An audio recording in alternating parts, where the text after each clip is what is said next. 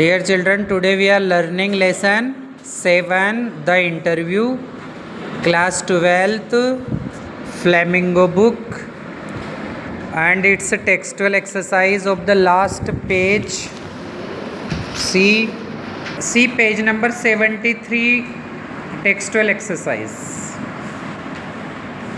Do you think Umberto Eco likes being interviewed? Give reason for your opinion. क्या आपके अनुसार Umberto eco को interview देना पसंद था? और अगर आप बोलते कि हाँ या नहीं तो you have to give reason for your opinion. Is that clear? तो आपको कारण भी बताना है कि हाँ उनको पसंद था इंटरव्यू देना. तो मैंने अब जो करेक्ट आंसर है आई हैव रिटन कि उनको पसंद था और उसका रीज़न भी हमने बताया जो कि अपन देखेंगे फिर आंसर.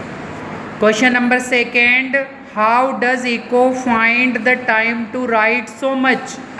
अम्बर्टो इको बहुत सारी चीज़ें लिखी उन्होंने और वो बहुत ज़्यादा व्यस्त भी रहते थे उसके बावजूद भी. तो कैसे उनको इतना समय मिला? तो हमने आंसर में लिखा है कि उनने समय कैसे निकाला था, थोड़ा थोड़ा समय बचाकर.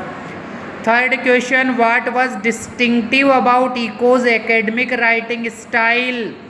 क्या विशेषता थी उनकी राइटिंग स्टाइल की, किस तरीके से वो लिखते थे, क्या तरीका था उनका लिखने का?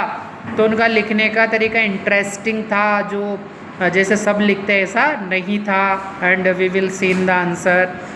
Question number 4, did Umberto Eco consider himself a novelist first और एन एकेडमिक स्कॉलर?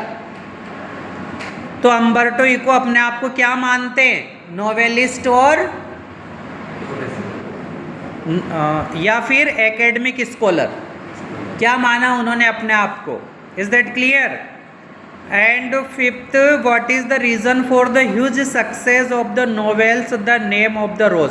तो we know that the name of the rose नाम का जो नॉवेल था वो बहुत ज़्यादा बिका था उनका. और उसकी कितनी कॉपीज़? 10 मिलियन कॉपीज़ ना, 10 मिलियन कॉपीज़ उसकी बिकी थी.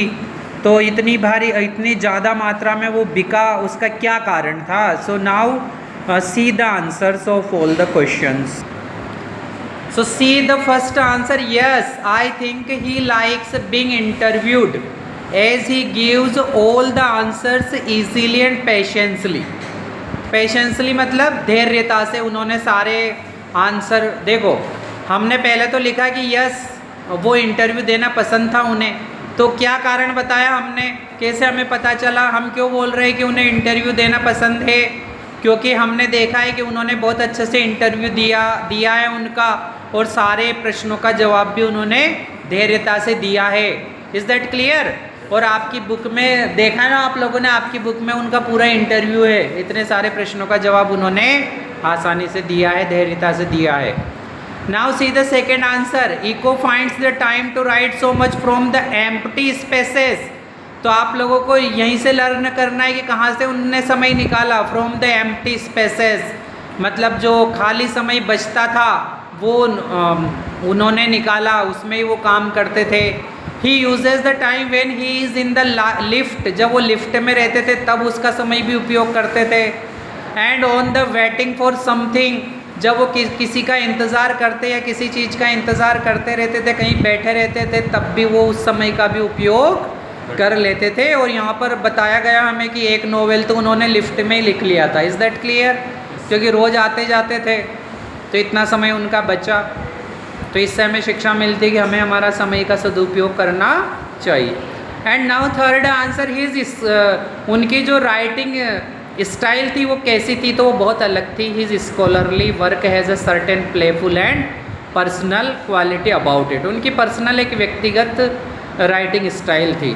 अब वो नॉर्मल राइटिंग स्टाइल से बहुत अलग थी. It is different from a regular academic style which is dry and boring, जो कि अक्सर बिल्कुल बोर कर देने वाली रहती है, एकदम नीरस रहती है. ड्राई मतलब उबाऊ, नीरस, जिसमें कोई इंटरेस्ट नहीं रहता है. तो उनकी ऐसी नहीं थी, उनकी इंटरेस्टिंग थी. Is that clear? और इसमें कुछ और भी आप इसको लॉन्ग कर सकते हैं. वो हमारी बुक में लिखा हुआ है कि उसमें जैसे मेडिवल हिस्ट्री के बारे में भी झलक देखने को मिलती है, या उससे संबंधित भी उनकी राइटिंग स्टाइल है ना, ऐसे कुछ चीज़ें वहाँ से भी हम you can take. And now see the fourth question. Eco ने अपने आप को सबसे पहले क्या कहा, तो उन्होंने एकेडमिक स्कॉलर फर्स्ट कहा. So now please correct your answer, scholar. Okay, scholar, make it scholar. तो आप लोग देखेंगे कि इको ने अपने आप को क्या माना है, स्कॉलर माना है सबसे पहले. मतलब उन्होंने अपने आप को प्रोफेसर ही माना है. उन्होंने खुद कहा है, ये क्या कहा है कि I am a professor who writes novels on Sunday, कि मैं प्रोफेसर हूँ और नॉवेल तो मैं सिर्फ कब लिखता हूँ, संडे के दिन. एंड नाउ आंसर नंबर 5, कि इतना ज़्यादा क्यों प्रसिद्ध हुआ उनका जो नॉवेल था वो, तो the reason for the huge success of the novel, the name of the rose. What is the name of the rose? Is the name of his novel. You know that. आप सबको पता होना चाहिए कि उनके नॉवेल का name है the name of the rose. तो ये इज़ अ मिस्ट्री, एक मिस्ट्री है, ये रहस्य है, रहस्य की बात है. उन्हें खुद को नहीं समझ में आया कि ऐसा कैसे हो गया, कैसे इतना प्रसिद्ध हो गया वो नॉवेल. जबकि वो it is a serious novel, एक सीरियस नॉवेल है, हैविंग ए डिटेक्टिव स्टोरी. उसमें एक जासूसी की कहानी लिखी हुई है. Is that clear? So now in this way we have completed all the question and answers of your lesson 7, the interview.